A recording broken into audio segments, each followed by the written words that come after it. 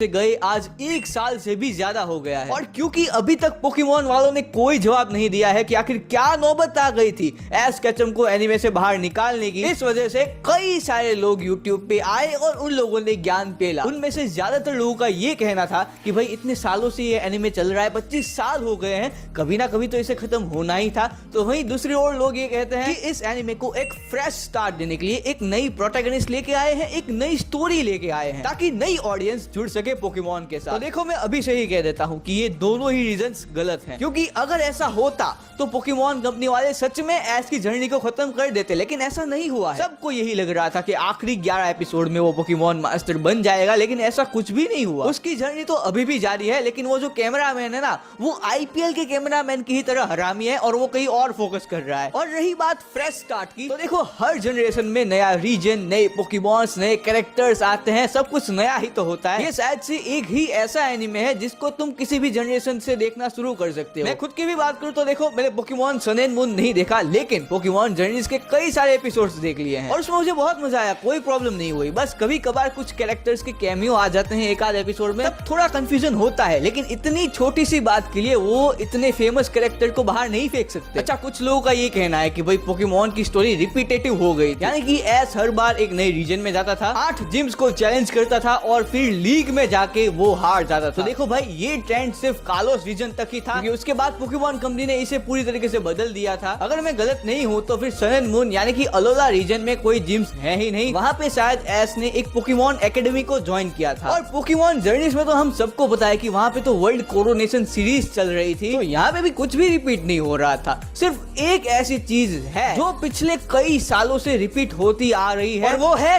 Team rocket. शायद आप में से कई लोगों को पसंद ना आए, लेकिन भाई अब मैं इन 3 जोकरों को देख के पक गया हूँ। और ये वॉबो फेट भी यार बहुत इरिटेट करता है हर एपिसोड में।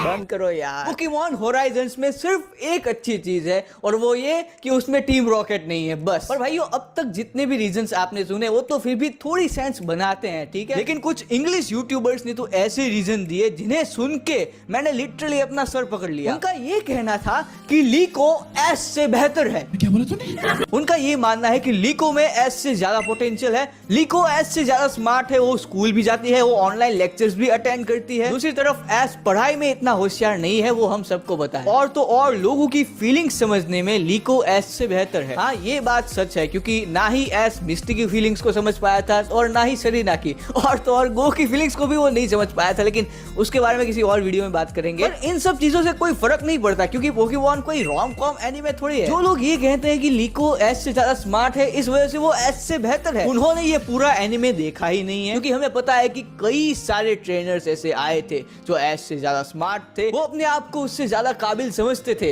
लेकिन एंड में ऐश केचम ने उन सबको मुंह तोड़ जवाब दिया था। इवन एलाइन को भी उसने पीछे छोड़ दिया, जिसने उसे इतने इंपॉर्टेंट मुकाबले में हराया था। क्योंकि लियोन के सामने वो कितना गंदा हारा वो हम सबको पता है, और हमें ये भी पता है कि ऐश वर्सेस लियोन में क्या हुआ था। और अब रही बात पोटेंशियल की, तो देखो जितना पोटेंशियल ऐश में है ना, उसका 10% भी ना लीको में है, ना इस पोकेमॉन होराइजन पूरी सीरीज में। ये चीज ना ज्यादातर बार पहले ही एपिसोड में पता चल जाती है। पोकेमॉन का सबसे पहला एपिसोड आप सबको याद होगा, अपने सफर के पहले ही दिन उसने दी लेजेंडरी पोकेमॉन हो-ओ को देख लिया था। उस दिन हम सबको पता था कि ये बंदा कुछ खास करने वाला है, और उसने किया भी। अब दूसरी तरफ देखो लीको की बात करें तो ऐसा नहीं है कि मैं लीको को हेट करता हूँ। अगर वो एक साइड कैरेक्टर की तरह आती तो हम सब उसको एक्सेप्ट करते, ठीक है। हम लोगों ने तो आयरिस को भी झेला था, तो फिर इसे क्यों नहीं एक्सेप्ट करेंगे। अब आप लोग बोलोगे कि आरजे भाई आप सभी रीजंस को गलत ठहरा रहे हो, तो फिर खुद बता दो कि क्या रीजन हो सकता है इसके पीछे। देखो जहां तक मुझे पता है 2 चीजें हो सकती है। एक तो ये कि भाई देखो अब ऐश एक बहुत ही ज्यादा पावरफुल ट्रेनर बन चुका है, तो अब हम ये बिल्कुल भी नहीं चाहेंगे कि वो किसी नौसिखिए ट्रेनर के लेवल 5 वाले पोकेमॉन के सामने हार जाए, ठीक है। जिन लोगों ने ब्लैक एंड व्हाइट सीरीज देखी है उनको तो तुरंत वो एपिसोड याद आ गया होगा। खैर अब उसका कैरेक्टर डेवलपमेंट करवाना थोड़ा मुश्किल हो गया है, क्योंकि वो ऑलरेडी दी बेस्ट ट्रेनर है। दूसरा रीजन जो मुझे लगता है वो ये है